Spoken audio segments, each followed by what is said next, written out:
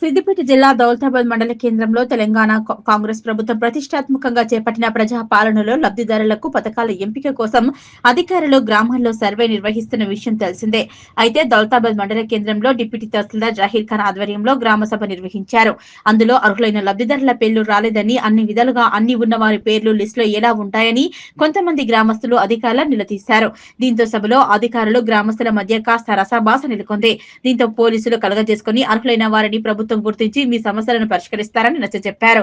ఏదేమైనా దౌలతాబాద్ మండల కేంద్రంతో పాటు దొమ్మాట, తిరుమలాపూర్ గ్రామాల్లో ప్రజాపాలన కార్యక్రమాల గ్రామ సభలు ప్రశాంతంగా కొనసాగాయని చెప్పవచ్చు.